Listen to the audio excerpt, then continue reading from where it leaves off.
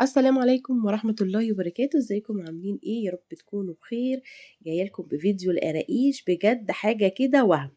بدون اي مقدمات يلا على طول نخش على المكونات. اول حاجة معايا الدقيق، انا هستعمل هنا كيلو من الدقيق. وهستعمل معايا التمر المفروم، انا جايباه مفروم ناعم او جاهز. وعندي شمر، عندي ينسون، وعندي السمسم، وعندي معلقة الخميرة. تمام. المكونات سهلة وبسيطة، أنا عملت قبل كده فيديو، لكن دي طريقة مختلفة شوية عن اللي أنا كنت عاملاه. بجد طريقة حلوة أوي وسهلة. أول حاجة هعملها هحمص الأعشاب بتاعتي. هحط اليانسون على الشمر على السمسم. حابة تضيفي السمسم معايا هنا في التحميصة، تمام. مش حابة خليه، لو هو سمسم أحمر خليه بره، لأني أنا هنا هطحنه كله مع بعض. يعني ينسون وشمر وكل حاجة على بعض. حطيتها على النار، اول ما بدأت اشم ريحة التوابل خلاص بوقف، ما بغمقهوش، وبعدين على الكب على طول. وبطحنه طحن ناعم. بأكد لو انتي مش حابة السمسم تطحنيه مع الأعشاب، تمام. ضيفيه لوحده كده من غير أي طحن، بس أنا بصراحة بيدي ليه ريحة كده حلوة قوي، بتخلي ريحة المنين أو القراقيش حلوة قوي. تمام كده خلاص، بعد بقى ما اتطحنت زي ما انتوا شايفين طحنة ناعمة، ما تحاوليش تزودي قوي. يلا بينا على المادة الدهنية. الكيلو أخد معايا كوباية من السمنة وكوباية من الزيت. حابة تعملي كله زيت أو كله سمنة، تمام. حابة تعملي نص ونص زي ما أنا عملت، مفيش أي مشكلة. تمام، يعني دي حاجة ترجعلك انتي. يلا بقى، أول حاجة نعملها هجيب الطبق بتاعي، ونزلت على طول بالدقيق ورشة كده بسيطة قوي من الملح. رشة كده حاجة لا تذكر يعني. تمام. حابة عشان أنا هنا هعمل سادة وهعمل بعجو. يعني حابة السادة يكون الملح بتاعه شوية باين. يعني زودي، مش حابة خلاص. التوابل بتاعتي بقى بعد ما اتطحنت أخدتها كده على طول. وضفت هنا معلقتين من اللبن البودرة.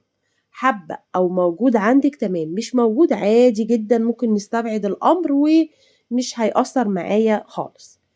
هنا بقى قلبت كل المكونات بتاعتي زي ما انتوا شايفين. وهسيب المواد الجافة على جنب. خلاص احنا كده خلاص. السمنة او المادة الدهنية بتاعتي انا حطيتها في الميكروويف.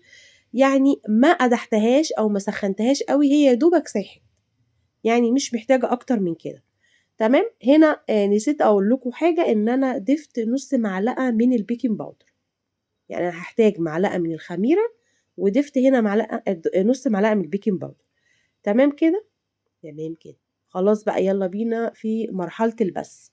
مرحلة البس دي مرحلة مهمة جدا في كل النواعم أو كل المنين الكحك.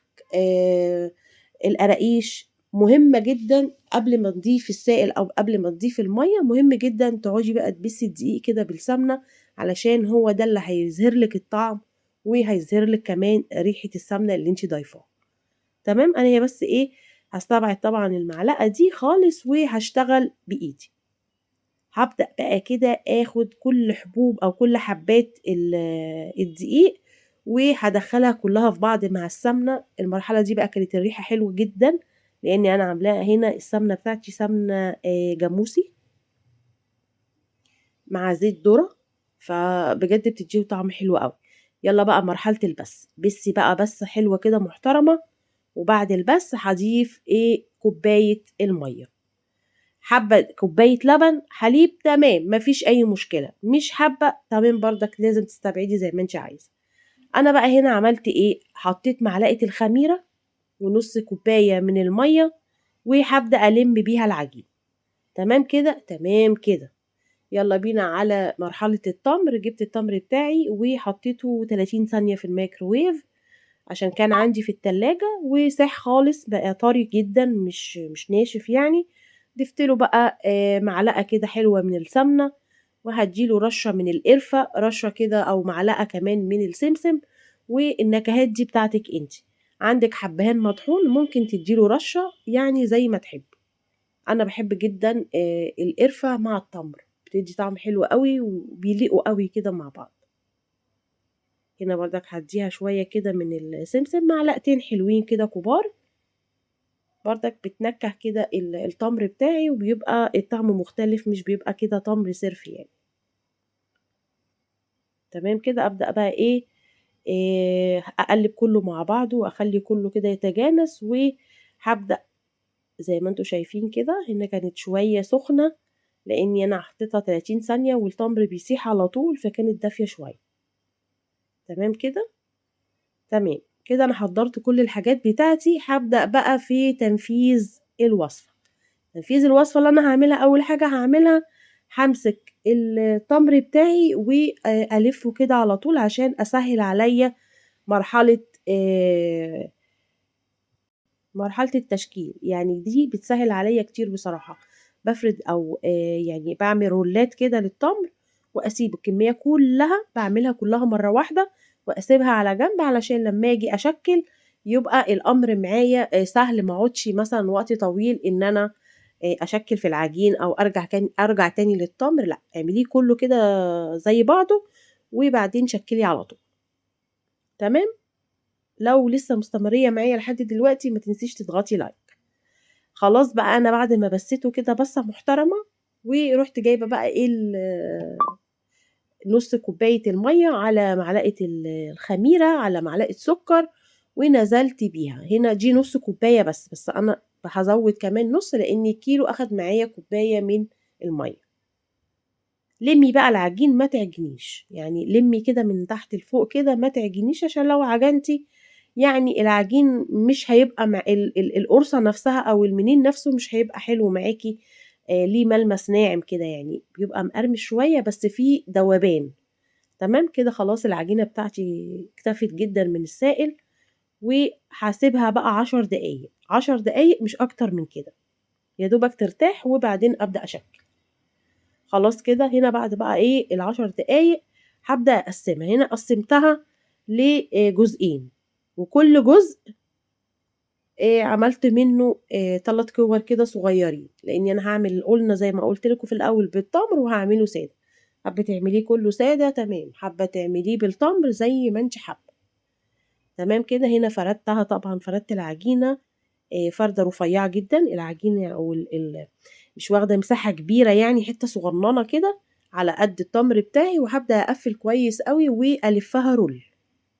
شايفين الزيادات دي كلها تطلع علشان ما يبقاش معايا تخين كده وطعمه مش حلو. تمام. اول رول اهو خلاص. هبدا بقى الفه وارفع كمان، وبعدين اضغط ضغطه بسيطه قوي واقطع على حسب الحجم اللي انا عايزاه. انا مش بحب المنين حجمه كبير، يعني تبقى كده وسط، لا منها صغيره قوي ولا منها كبيره. فعلى حسب ما انت تحبي يعني برضك هيرجع لك الامر. تمام. بعد اللف كده هبقى اقطعها كده تقطيعه مناسبه، يعني صغننه كده مش كبيره قوي. بصراحه بتبقى حلوه قوي، يعني يا دوبك كده على قد القطمه علشان ما تفتفتيش منها وانتي بتاكلي ولا حاجه، بتبقى سهله قوي بالشكل ده. جبت الصينيه بتاعتي ما دهنتهاش اي ماده دهنيه ولا حاجه، وبدات ارص الكميه بتاعتي. التسويه، تسويه بالتمر بحط كله لوحده مع بعض. الساده بيبقى نفس الحكايه لوحده، يعني ما ينفعش اخلي تسويه بالتمر مع جزء ساده، لان اللي بالتمر بياخد وقت اقل شويه من الساده. تمام. ده الساده طبعا بدون تمر. حاولي على قد ما تقدري كل قطعة تكون قد التانية علشان التسوية تكون واحدة. طبعا انا في الوقت ده مسخنة الفرن وهبدأ بقى بالتسوية. هو قعد معايا يعني تقريبا من 10 دقايق كده، حوالي 10 دقايق، وكان استوى معايا وكان زي الفل. هنا بقى اختياري، حابة تدخليه زي ما هو كده تمام. انا جبت بضاية كده ومعلقتين من اللبن وشوية من الفانيليا، وعشان بس هحط عليه سمسم، ودهنت الوش كله وحطيت شوية من السمسم. حابة تدخليه زي ما هو كده تمام. قعد معايا هنا 10 دقايق في الفرن. عايزة اقول لكم كان بجد تحفة جدا، والريحة بقى ما اقولكوش حاجة كده، يعني مش هتلاقي انضف من كده. اشوفكم في فيديو تاني، والسلام عليكم.